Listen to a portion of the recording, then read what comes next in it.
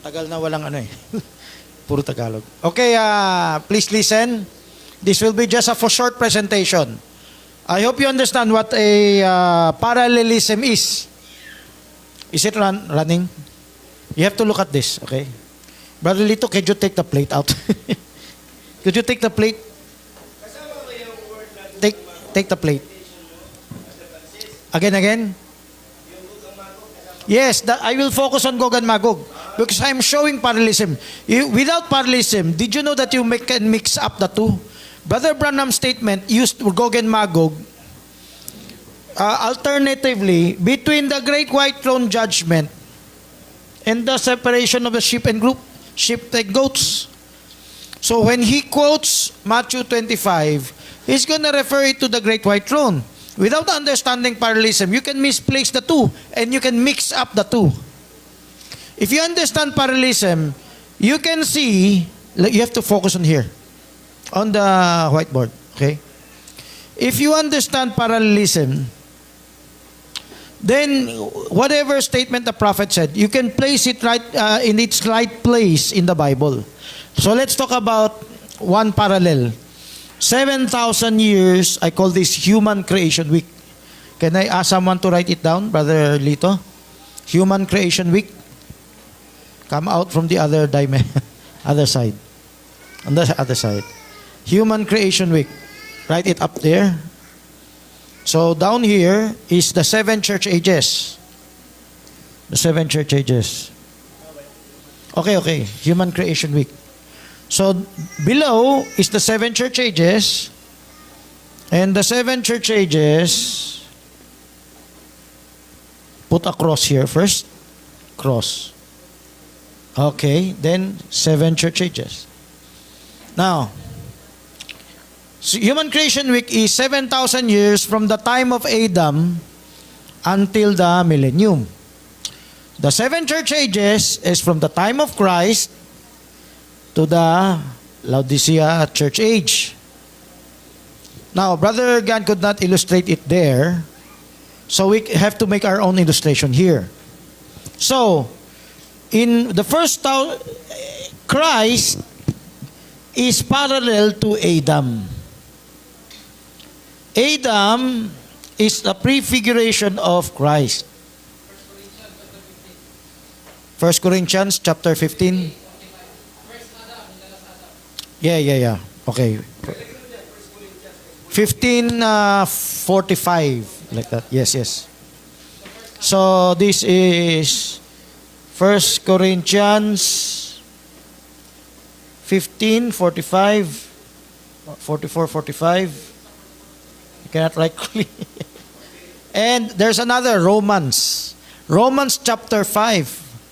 For as in Adam all die, but in Christ we shall live. Romans chapter 5 verse 12 to 14, who is a figure of him that is to come. That's parallel. Now, after Christ's resurrection, there is Pentecost, the outpouring of the Spirit.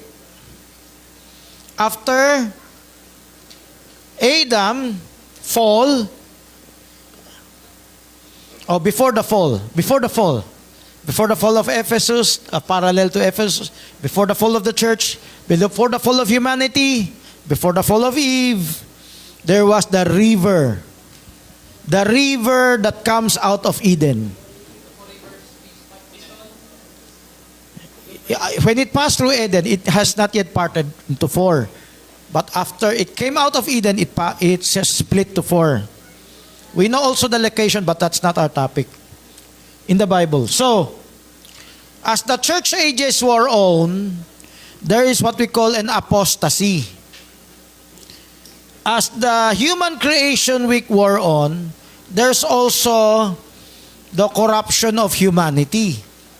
They're parallel, So, on the 5th and 6,000th year, that's the church age. Sardis and Philadelphia, that's the Reformation. You see, that's parallel. Okay? Let's talk about Okay, no, I'm not. Let's focus in the Laodicea. In Laodicea, there's the Pentecostal revival of the 1900s here in Laodicea. Here, and it will be repeated in the tribulation. Here in the millennium, the river that disappeared in Eden will be restored. What is your chapter verse? Chapter verse. No, the restoration of the river. Ezekiel 47, another. Whole chapter. Huh? Revelation 22. Although that's full of symbols. One more book. One more book. So that you may know. You write it down. Scribe it. Post it. Zechariah chapter 14. In the evening there shall be light. His feet shall stand on. Now let's talk about Gog and Magog. Gog and Magog, before the tribulation, if you look at the illustration of God, Russia will attack Israel. Russia and all its allies, its bands. And they will be thwarted. Something will rain down from heaven and destroy them. Let's go to the little season. In the little season, Gog and Magog was mentioned again. Gog and Magog was mentioned again. And Satan will be let loose for 1,000 years, and he will go out and deceive the nations. Then they will rebel against who? The government of Christ. Here, in the millennium. And again, fire come down from heaven and destroy them. Very much the same. There's a difference. This is Armageddon. The last part of the tribulation is Armageddon. That's World War III. You can speak English. Microphone. English. Can you speak English? Brother Leo, can you speak English? How can we reconcile, Brother Francis, as you presenting the war between Gog and Magog dito sa Armageddon, napakalayo. Tapos after the church ages ang nakalagay dyan, ito yung after church ages. But why is it that the Armageddon included? Armageddon is different from Gog and Magog. It's only Herbert W. Armstrong who mixed them up. I wonder if Brother George believed that. But look at this. Gog and Magog is somewhere in the beginning. Because at the end is Armageddon. Now, so look at the tribulation. Armageddon is before the tribulation. Armageddon, okay? What did I say? Sorry, I used the wrong word. Did I say Armageddon? No. Let me correct myself. I used the wrong word. Gog and Magog is before the tribulation. Armageddon is at the end of the tribulation. So these are separate events. Armageddon is at the end of the tribulation, 7-year tribulation. Gog and Magog is at the beginning, or even before it starts. Year tribulation. Yes, peace pact. Okay. Later, I hope if there's time, I'd like to point out to you by quotes, which is the supernatural message of God about 7 years or 3.5 years left. Later. So here, let's go to the Human Creation Week parallel. The question of Brother Leo before said that what is the cause why Gog and Magog will take place before the tribulation period or after the millennium? The Bible says God will put a hook in their jaws and bring them into a land na of plenty. Now, another verse there says, to take a spoil. This is how Brother Jackson, Brother Pastor Villagonsa interpreted it when he was still level 1. Russia and United States will economically go down. But Russia will not go down without a fight. And Israel will withdraw its commodity in rebuilding the third temple. Rebuilding the third temple will upset the world economy. Brother Branham mentioned the riches of the whole world is divided between the Vatican and the Jews. And when they withdraw that to build the temple, the world economy, especially the superpower US and Russia, will collapse. In their collapse, of course, what will be left behind are Europe and China. Okay? So, when the United States and Russia go down, they will not go down without a fight. So they will attack Israel because Israel is the reason the whole economy went down. It's like the Hitler's accusation of the Jews taking all the money. Okay? So, and when they rebuild the temple, if you read that in Ezekiel, the temple will be so extravagant, so luxurious, so overflowing with riches that Haggai said that the latter house will be greater than the former. The former is Solomon's temple, it's very rich already. The latter house will be greater than the former. And Haggai said the gold is mine. God said the gold is mine, the silver is mine. And when in Ezekiel 38, the other country, Saudi Arabia, Sheba and Dedan, will tell Russia, why are you gonna come to take a spoil? Spoil means take booty, take loot, no? You ransack them to take their money, to take their riches. So they went down, maybe for revenge, to get back the gold. So it's not just the oil. They are saying there are trillions of barrels of oil there. That's true, but it's not the oil. It's the gold. Because the Bible says it's the gold. The gold is mine, the silver is mine. When they rebuild the third temple, it will be so extravagant that it upsets the world economy. So, when they rebuild it, Russia will try to get back the gold. And when they try to get back the gold, they bring allies, Iran, Libya, Ethiopia, etc. Clarification of Brother Francis. Gog and Magog in a modern setting today. My question, Gog and Magog, is it a symbol or there is a name in a modern world country? And third, is Russia is part of a Gog and Magog? Yes, if you trace Gog and Magog, they are the children of Japhet that lived in that area. So, yung unang tanong, is it a symbol Gog and Magog or a name of a modern country or nation today? Both. Gog and Magog symbolizes bands of people. And that's for the Human Creation Week here in the Little Season. Gog and Magog is a geographical spot that is today's Russia.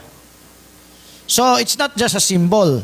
It's where the descendants of Japheth that became Russians. Okay, let me continue. So, the Gog and Magog war is not different from the Armageddon. Gog and Magog war involves Russia and 5 allies. Armageddon involves Europe and China and the East. You read, Brother Enoch said, King of the Earth. Brother George said, you're wrong. The right answer is the kings of the East will come from the East and attack. Where? Jerusalem. That's Zechariah chapter 14. Now, Now, so they are different. Let's go to the type in the little season. So when Satan will be loosed, he will gather up the nations and deceive them. And the Bible mentions again Gog and Magog. When Satan deceives the people, Gog and Magog, they're not yet destroyed. They will gather them to surround the camp of the saints, which is in Jerusalem. And when they surround, fire comes down from heaven and destroys them. And that's the illustration you can see in Brother Gunn. I disagree with Brother Gunn on one point. Can I borrow the last chart? Can you bring it here? The last. Look at this. Hold this up. Yes, Brother Gunn. Hold this up. You look at this. Could you zoom this, Brother Joanna, or come around? Come around. Zoom on this. You have to step in front because it's side view. The Brother Gunn quoted 2 Peter, the elements will melt with fervent heat. That I believe this is Armageddon. This will be in Armageddon. This will not be in the little season. Because in the little season, when they surround Jerusalem, not all the earth it will be burnt up. Majority will not join the rebellion. The rebellion will be as the sand of the sea. This is the rebellion. When fire come down from heaven and destroy them, zoom on that, This is not majority of the people in that repopulated in the millennium. It's still a minority, even though that minority is as the sand of the sea. So that fire that came down from heaven in Revelation chapter 20, verse 7, 8, 9, that is parallel to Armageddon. When they were not yet burned up, that is parallel to Gog and Magog. When Satan will be loosed to deceive the people of the earth. But that's not majority that Satan get. But it looks like the sand of the sea. Like Russia will be type of the Gog. Okay. So let's get back to this illustration. So here, the parallel to Armageddon is the fire from heaven. The fire that come down from heaven. And other end time, interpret this as the lake of fire. So, you remember I said a while ago, other end time, level 3 particularly, I don't know level 2, no? Let me finish. When they teach that those that were resurrected in their second resurrection are the ones that will be tempted by the devil to rebel again. Because they believe there's no people in the millennium. I said, that's wrong. How can they rebel when they came back from hell? They should have repented, di ba? Why will they still rebel when they came back from hell? So, it's their interpretation that when fire came down from heaven, it's like the lake of fire, symbolically. But the right sequence of events is this. Gog and Magog at the beginning. But when they are being burnt up, parallel to Armageddon and fire from heaven. Although literally they both will have fire from heaven when Jesus Christ is coming down. The parallel does not end there. Look at this. This is the separation of the sheep and goats. Focus on the whiteboard, Sister Jonah. Let me know if you've cut. Is that video cut? Okay. The sheep and goats, the separation of sheep and goats is parallel to the great white throne. That's why Brother Branham in his prophetic utterance,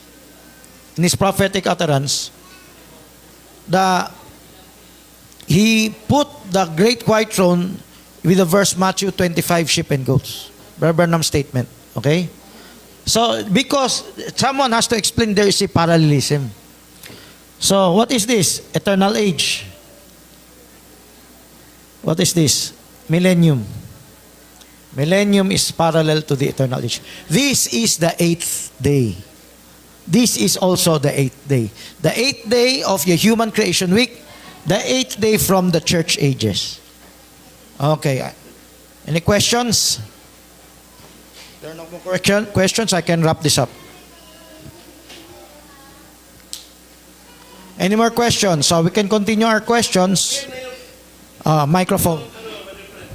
No more extra music. Ito, bitin eh, bitin. Okay, question. Please. Joshua, please assist the microphone.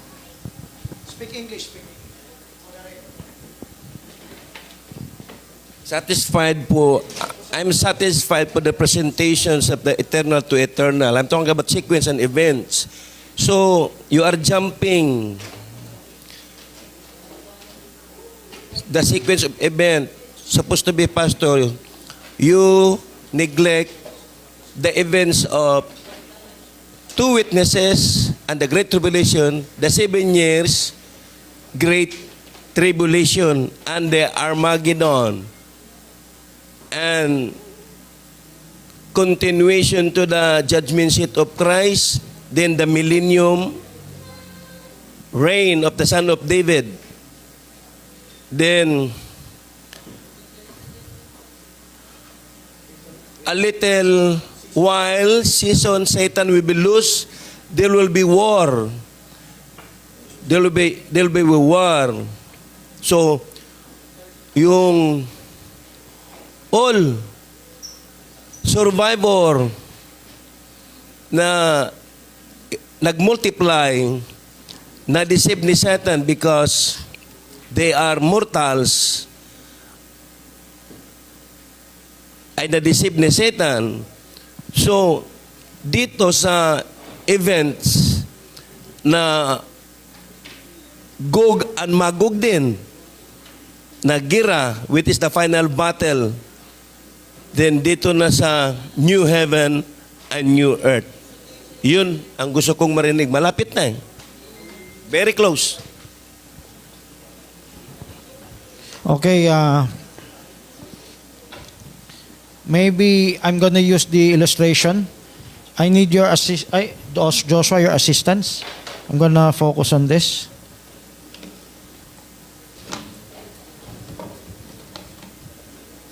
Okay, so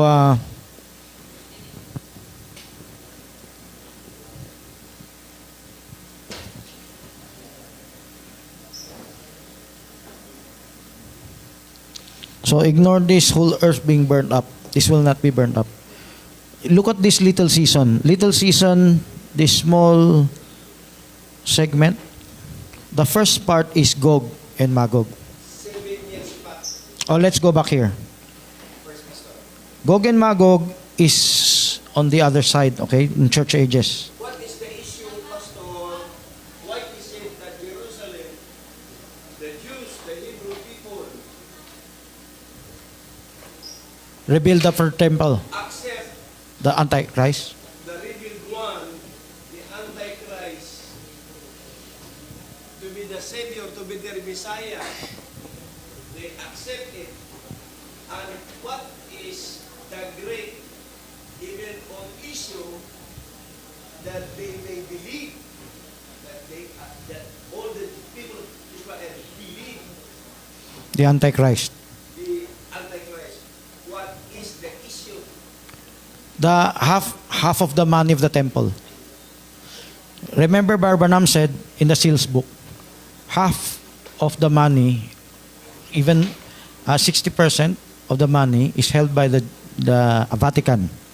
The other half is being held by the Jews. So, they combine together and release the commodity, release the equity to rebuild the temple. So that's the part that you see there in the church ages. 14 is already Armageddon, tribulation. Against Jerusalem. This is on this part already. But I am talking about Haggai chapter 2. And Ezekiel 38, the temple will be rebuilt sometime, begin to be rebuilt sometime before Ezekiel 38. In 37 and 36, Israel will be valley of dry bones, will be reborn. And they will rebuild their temple. But they start the process of rebuilding their temple. They have not, The finished temple will be Ezekiel 40 to 45. So, from Ezekiel 38, the war started because it affected the world economy. Why will they accept the Vatican Antichrist? Because the Vatican contributed to the rebuilding of the temple. Aside from the Jews, they combined. These are political Jews. These are not spiritual Jews. Although at that time, during this revival, they're being deceived that they're one. But the two prophets come on the scene and open their eyes. Open their eyes that the true Messiah is not the one that helped you rebuild the temple. Like Herod, he rebuilt the temple, right? So he remodeled the temple. So their message will kindle the 144,000, which will awaken the Israel nation. Everlasting Gospel, Revelation 14. When Israel nation will be awakened, then they will be warned against accepting the mark of the beast and worshiping his image. Before that, allow me to interrupt you, Brother Francis. What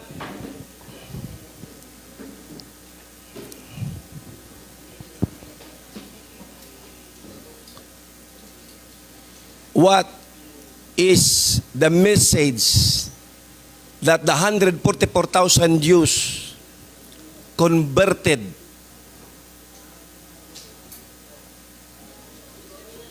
What attraction spoke by these two prophets that this is a fake Messiah, this is Antichrist? Do not believe it. Or ano ba yung word na sinabi ng two witnesses? Na mabuo ang 144,000. One day maborn again? One day o may another day pa na bilang that 144,000 maging kumpleto? 3.5 years. Within 3.5 years, they will be sealed. And after the days of their prophecy, after they are sealed, then they will be killed. Then the Antichrist exposes himself. What is the reason that they will be killed? They will be killed because they disallowed other people to enter the temple. The Pope wants the temple to be international. Everyone can step in. But the Jews have a belief that pagans, Gentiles, should not step in the temple. So they prevented them to step in until there's a siege. Until the two prophets are killed and the 144,000 are scattered. There is a scripture, I think it is also one reason. There's a scripture says that 144,000 learn a song of Moses. That is the one reason to cause them to accept the gospel from the two prophets. It's not the song that caused them to accept. The song of the 144,000 is a celebration of revelation. Remember when Moses led them out from Pharaoh's hand? Miriam sang a song. And that song is jubilee for being saved from the hand of Pharaoh. So the song of the 144,000 is the song of receiving a revelation. We have a message about singing a song. We pray with revelation. We need to pray with understanding. We need to sing with understanding. So everyone singing, we need to have a revelation of what we're singing. So, the same thing, if we're saved, we receive salvation, we sing the joy of the Lord. So the song of the 144,000 represent a new revelation, a new name, a new song represents new revelation.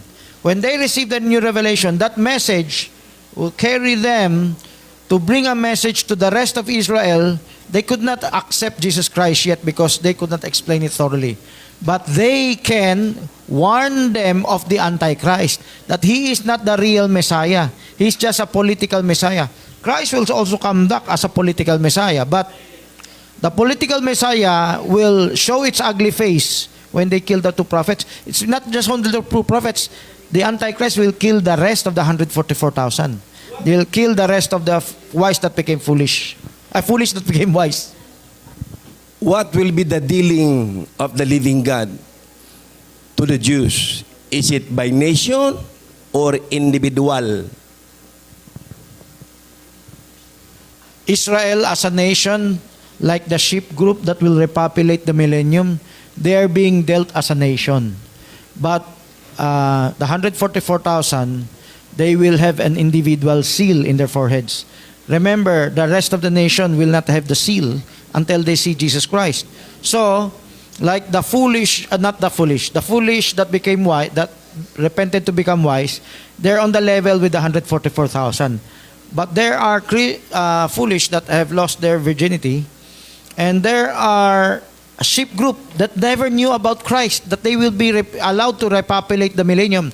They're on the same level with the Israel nation because they don't know Christ. They will know Christ on the coming of Christ. In the millennium, they will be taught about Christ.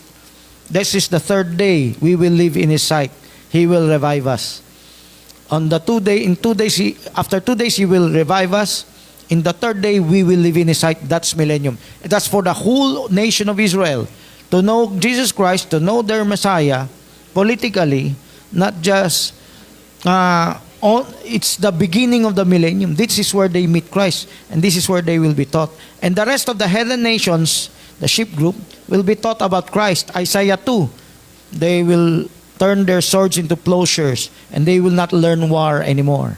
So, this is that part in the millennium. For clarification, Brother Francis, about the witnesses. Sino ba talaga ang witnesses na ito? Is it by kasarian Jews or Gentiles? Or by spirit ministry? Or literal na Moses na babangunin ng Diyos at Elijah ang finished business ang gagamitin ng Diyos? O ano talaga? Just like John the Baptist. Just like John the Baptist. Just like He can rain fire from heaven. Yes. So okay. Yeah, English. So that means Moses and Elijah, if you read John the Baptist, he will go in the spirit and power of Elijah. The same thing with the two prophets. He will also go in the spirit and power of Moses. It's not the literal Moses. The literal Moses is already an Old Testament saint up here. The anointing that came down to Moses and Elijah will be the same anointing that comes to the two prophets. The two prophets, the two witnesses, are a real person in Israel who would be serving in the temple. And suddenly God will come to them. How can they distinguish that these true prophesied by the Bible? Elijah came from the tribe of Tishbites. So Tishbites is a Gentiles. So Moses came from the tribe of Judah. I can say the anointing that came to them. So the anointing that came to them will be the same anointing. If Elijah had a pedigree of, What will be the sign that the Jews will be convinced? they will be convinced first. The temple is there, and there's the offering is restored, and these because when they are before them, before we talk about the two, the 144,000 will be there. Ceremonially, the 144,000 will be present. They will have 12,000 representatives for each. They are not yet identified. They are not identified, but when you rebuild the temple, representatives from each tribe will come. But the seed does not come yet. Not yet. They are present yet. Okay? Then suddenly the Spirit of God comes to the two witnesses, and gives them the message. The message is supernatural. Yes, there will be a temple worship. Then suddenly, like what happened to Zechariah, like what happened to Jeremiah, and it happened to many other priests. When they were serving, suddenly the Spirit of the Lord came, and they spoke. And there's a supernatural power. When you say supernatural power, like Moses, when he declared there will be no rain, there will be no rain. When they declare the water will be turned to blood, it will turn to blood. So, the trumpet sound, the voice, 1 to 6, not the 7th. The first 6 trumpets, when they give the prophecy, it happens immediately. Alongside, the sound goes alongside with the voice.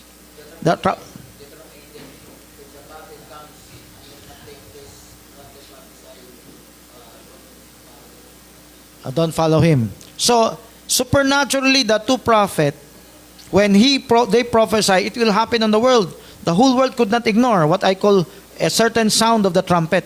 If a trumpet sounds an uncertain sound, who shall be able to hear? It will be in the church ages when we trumpet the message, nobody listens, only the bride. For the rest of the world, it's an uncertain sound. But here in the tribulation period, when the 2 prophets sends a message, the whole world will listen. Because it happens immediately.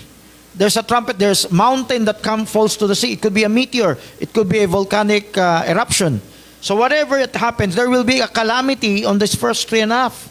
This calamity will earn the hatred of the whole world against them. Will turn everyone against them. And another thing, they're besieging the temple. They're not allowing anyone to come into the temple. So the Pope has an excuse to kill them.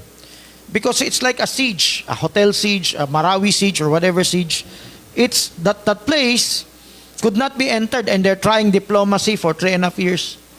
But after 3.5 years, they successfully sniper shot the 2 prophets. Then the 144,000 scatter, and they bring the message to the rest. So the Bible says they allowed the body of the 2 prophets to lay in Jerusalem until they be taken up to God, like Jesus Christ. Okay? So that's the sequence of events there in the, shall we say, yes, first 3.5 years. The second 3.5 years, it will be more bloody because they're going to hunt down those who believe the true prophets. And that includes the foolish that have repented to become wise. So in Great Tribulation, Brother Francis, it is the control of the Antichrist. Then my question is this: what will be the reason that human being, people,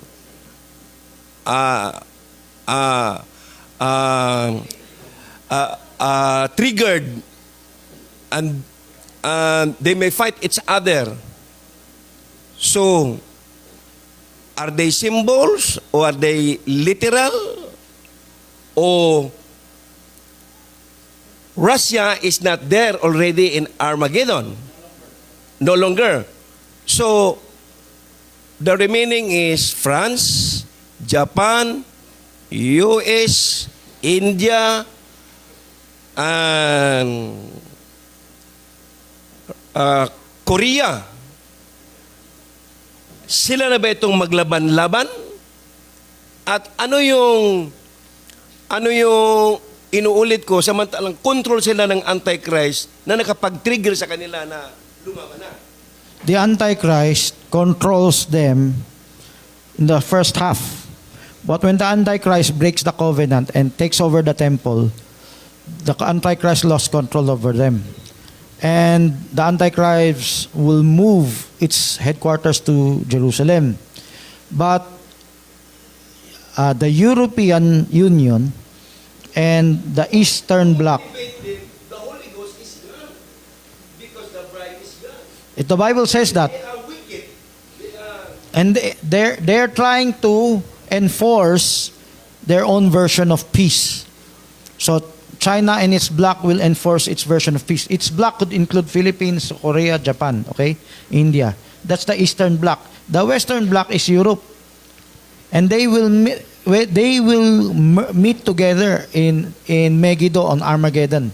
When they meet together there, they're after the papacy. They're after the Antichrist. They don't know they're the Antichrist. It's just that it happened already in the past. Did you know in the past that the Spain and Portugal was being pampered by the Pope? Before, the Pope was very powerful in the Dark Ages. But when you move into the age of colonization, age of Reformation, age of Renaissance, the Pope lost its power. So remember that Treaty of Tordesillas where the Pope mediated between Portugal and Spain. And there was a time Napoleon Bonaparte imprisoned the Pope.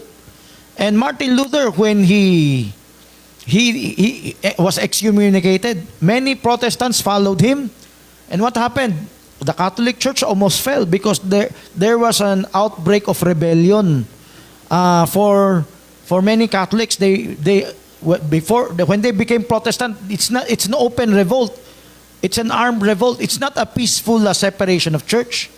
It's an open revolt because before they didn't allow them to break up, they will be killed. So there is a force of arms. Now, why am I saying that? What happened in the church ages,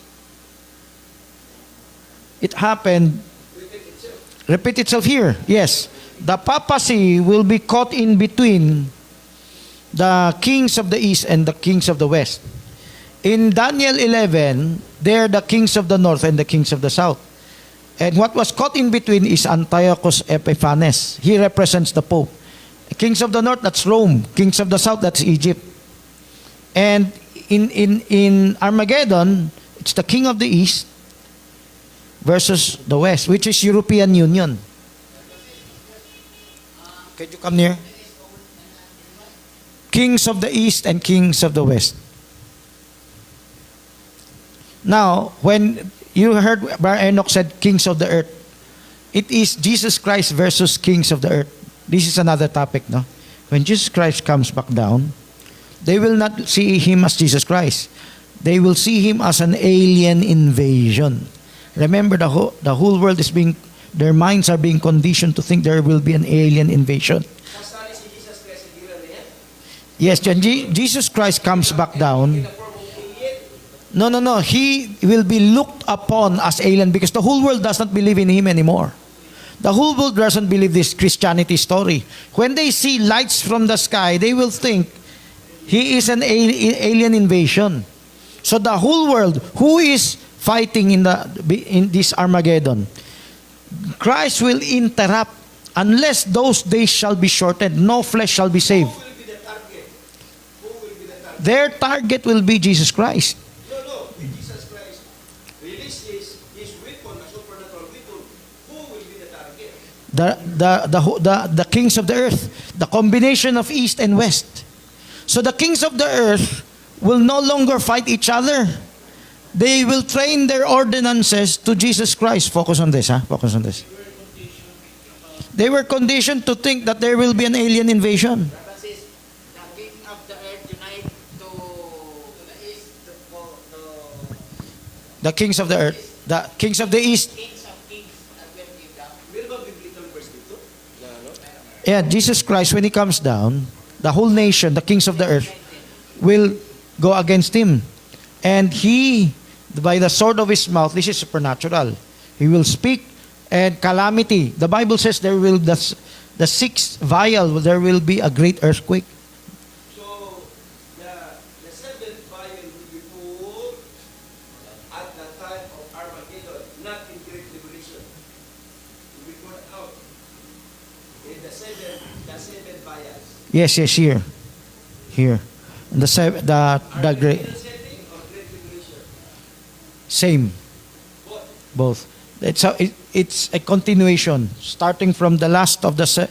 Did you know that there is an extra? I cannot go into long detail. Let me tell you. From the time the sacrifice is taken away, Daniel chapter 12, there will be 1,200 the first 290 days. And the abomination will be 1,290. So that's until World War III. Abomination. But blessed is he that cometh to the 1,335 days. Because you can enter the millennium if you reach that part. So blessed is he that comes to 1,335. That's 75 days extra from the 1,260 days, which is 3.5 years. 1,260 minus from 1,290, that's 30 days. 1,335 minus 1,260, that's 75. So there will be a 2 period here. The World War III, beyond 1,260, 30 days World War III, and there will be a 45 days of cleansing of the temple, like Hanukkah. Hanukkah is like cleansing of the temple, if you heard of that. The cleansing of the temple, that's all the same time the separation of the sheep and goats, where they kill the goats before they start the millennium. So, saan po natin ilagay yung where do we trace? According to Prophet Branham, what's the king of the north? That the king of the north, talking about the Russia, one shot of Budka, he will push the bottom and the target is the US. Hindi ba? Mawawala. If Russia will be finished already in the Battle of Gog and Magog. So the setting, or the sequence of event, sa sinabi ng prophet, saan ilagay ito? Remember, the prophet can say certain things that are not exact. Okay? So, 2 things may be possible.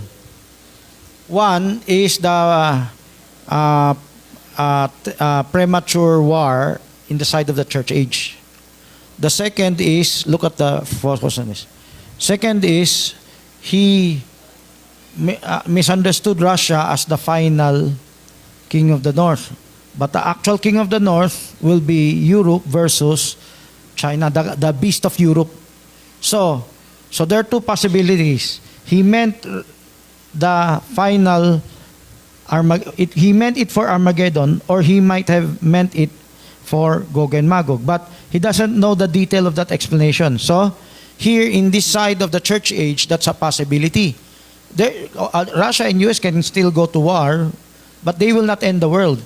They will not end the world. What will end the world is the second coming of Christ. If Christ will not intervene, they will throw nuclear ordinances to each other. They will poison the earth. If Christ intervenes, the earth will not be poisoned. It will just be burned up by volcanic and asteroid hits. But a nuclear hit, you poison the earth, you cannot live in the earth for thousands of years. But if Jesus Christ intervenes, the war will be prevented, and they will fight Jesus Christ instead. And when Jesus Christ destroys them, it will not poison the earth. The earth will still be livable. The earth can still become an Eden. It's just the wicked people will be burnt up. So unless those days shall be shortened, no flesh shall be saved. So if Christ will let them alone to war with each other, no one will be left alive. But Jesus Christ intervenes, some will be left alive. Another question, Brother Francis. If you remember that the guillotine was prepared already, thousands of thousands in the US. And I believe the implementing body of the Vatican is the US to execute, to persecute the foolish virgin. If you will ignore the seal of the 666, you will be beheaded. Where is the setting of this event that the prophet Branham says?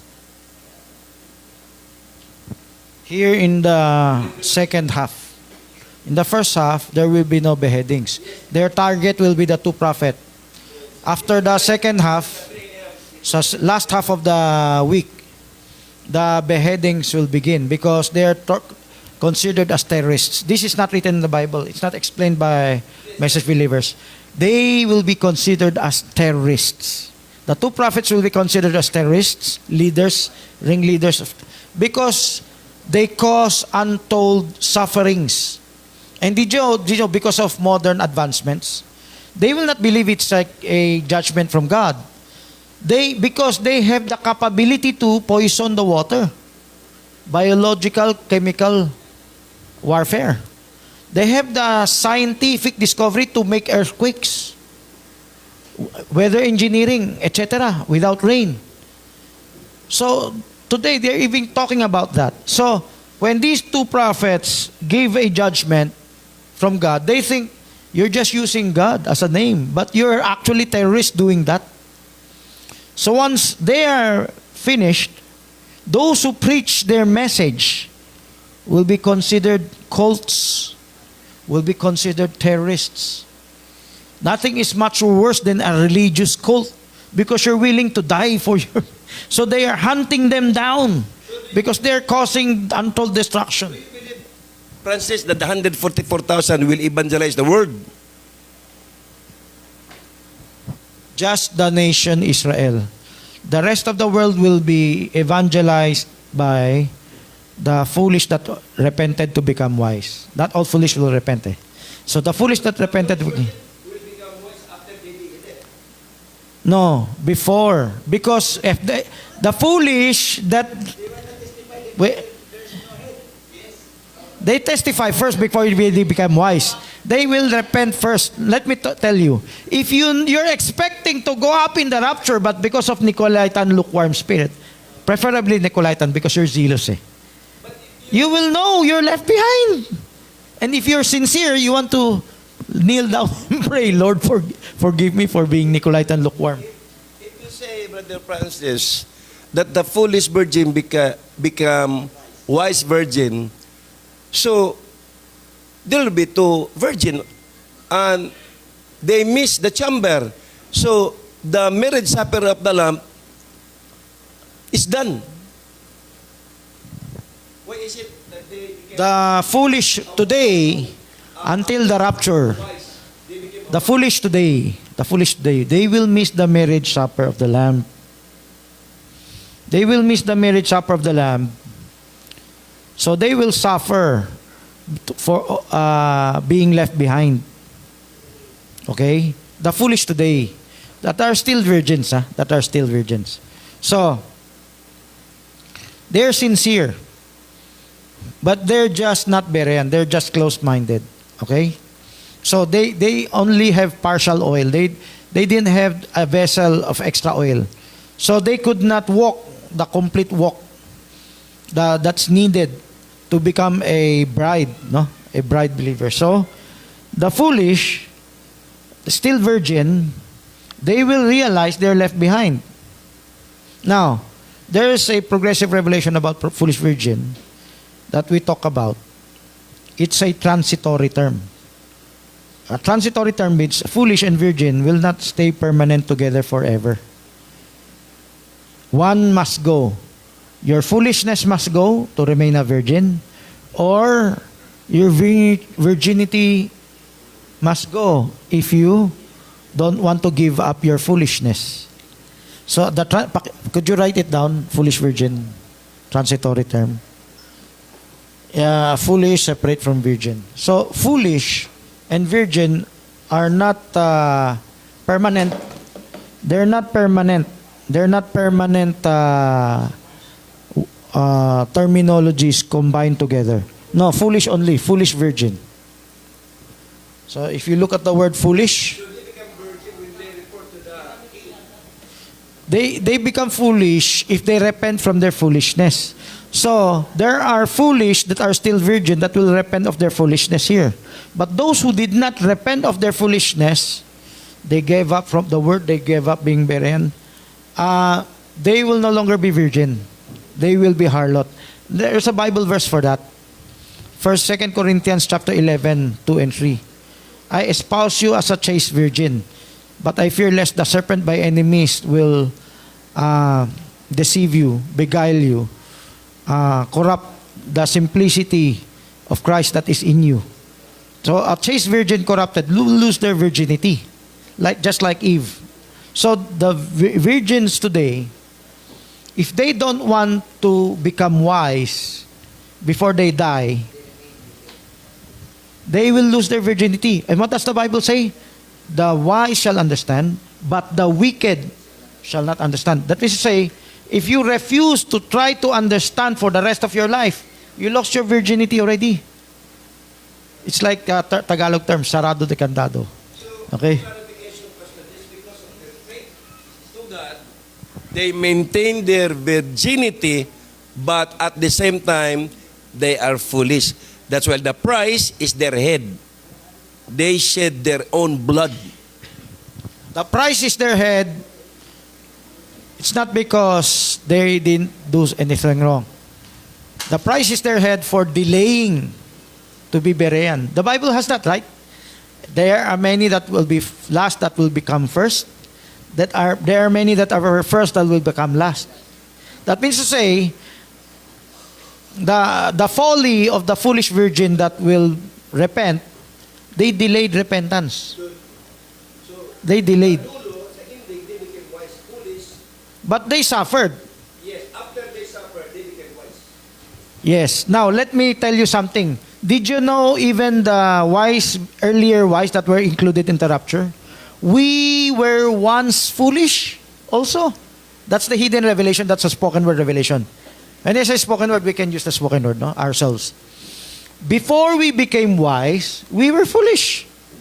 So it's like a transitory term. The difference is we just came in earlier. We just repented from ignorance earlier. Okay, maybe we can continue next time, next Sunday or whatever. Can you give us a closing prayer? So, bago ako mag-praise, gusto ko lang mag-shake hands sa iyo dahil sinagot mo yung mga katanungan ko. At salamat sa iyong patience sa pagtsatsaga sa akin dahil mahalaga ito eh. At ngayon ko lang ito nakita na ganitong latag at kakaiba sa napakinggan ko na paliwanag nila sa 70 weeks of Daniel na ang natira na lang, pag-uusapan na lang itong 3.5 years. So missing yung ano. So actually, this is my original na nakikita. Kaya lang, ang sabi sa akin ni Adlai, denomination setting understanding daw ang stand ko. So, ang nangyari, na-reject na tuloy. Oo. So ngayon, binalik na naman. Naging malinaw. So maayos ang walang ano ba? Just because of the Godhead. Masingit lang ng 70 weeks ha. Para sa mga quotationer ha. Mahilig mag-quote na.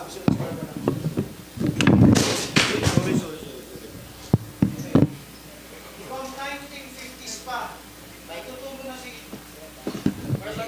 Nag-record pa. From 1960s pa, nagtuturo na si Barbanam ng 3.5 years. 50s pa yan ha.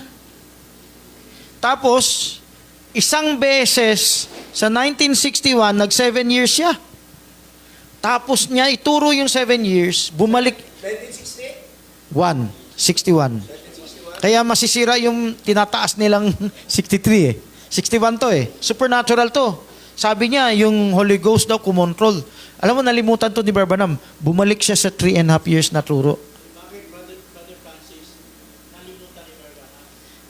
Hindi ba? Hindi, nalimutan niya kasi tao siya at hindi niya maalala, supernatural to eh. Nung Nakita nila sa mga another... paramihan ng quotes. Ito nakita nila na... Tsaka ito yung nakita nila. Ito na lang ang remaining. So, ito ang original. Ito yung tingin nilang denominational.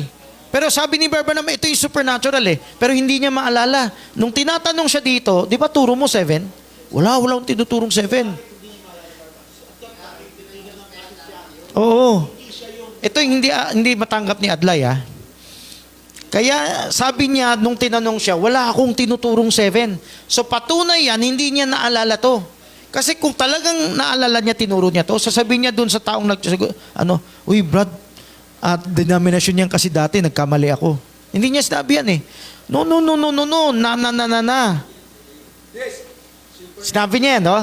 No, na. You misunderstood me, brother. No? You got me wrong. Ang turo ko talaga, 3.5. 62 and a half weeks na lang natira, 69 and a half weeks na lang natira. Ibig sabihin, sa memory ni Barbanam, never niya tinuro to. So, dito lang sa quotes, wala pa tayo sa Bible, ha? 7 years yung supernatural intervention message ng Diyos. Hindi yung mga train up.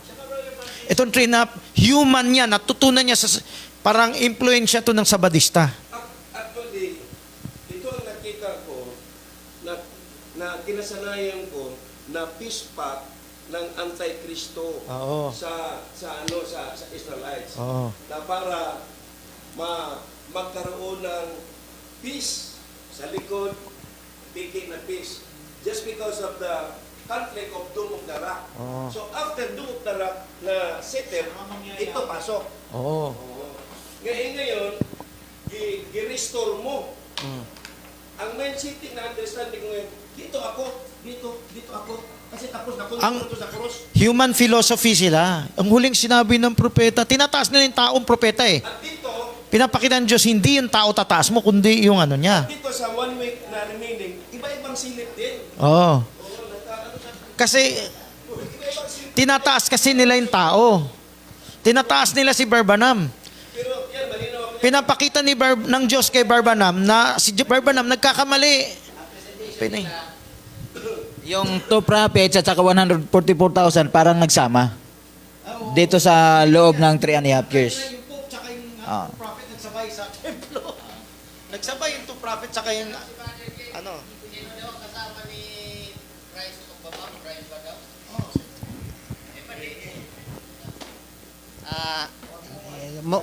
Si Brother Jing tanong, sabi niya, turo daw ni Brother Francis, pagbaba ni Kristo ang kasama, bride. Sa Bible, ang sinabi doon, angel. Eh di sa iyo, Brother Pastor Leo, sinong paniwala mo, Bible o... Oh. So, dito, sarado kandado ako dyan. Oo. Dito, ano ako nito na, medyo naguluhan ako dyan eh, kasi hindi sila magkakasundo sa, iba-iba, ang silip understanding, ibang ano nila. So, wala akong kapayapaan, wala akong settlement. Oo, sa pagdating ko sa Godhead, parang, yung utay-utay na nagkaroon ng linaw eh. Lahat ng truth ni-reveal na sa prophet. Tapos na. Sabi kasi nila, ito idolatry masama pagtanggap sa propeta to Lahat ng hiwaga na-reveal na sa propeta. Wala ka nang tatanggaping iba, kundi siya lang, yung tinuro lang niya. So paano kung iba-iba yung paliwanag? Hindi, kunin mo yung huli. Yung paliwanag na yan, makata of human philosophy. Anong turo ng propeta? If whatever is clear in the Bible, follow the Bible. Don't follow the man. So, may message talaga para sa wise. Oo. May message talaga para sa foolish virgin. Oo. May message din para sa mga make-believer. Oo. So, yun ang nakikita ko ngayon eh. Yun ang nakikita ngayon. So, Sure. pwede ba mag-request na, yes, kanta tayong yung pure heart. Yung pure heart. So, Apostol Francis, pwede ba maka-request another clarification kung kasi I was bombardment this kind of teaching. So, gusto kong magpa-restore. Gusto kong mag-back to the original position sa plano ng Diyos. Kaya, nang ito nagkaroon ako ng masayang kagalakan sa puso ko eh. Oo, nasettle ang aking pagkauhaw. So, thank you sa pag-grant mo sa akin. After, pupunta ko sa Mindanao pa this coming July, i-promote ko ang Godhead. So, maglilibot ako ng mga churches sa Mindanao, Butuan, Bisling, Davao, Jinsan. Mindanao? Hindi, Facebook. All of the world pwede. Adi, mag-print tayo. Para alam ko yung... Member ka na ng Kogyo End Time Series. Ako, member na?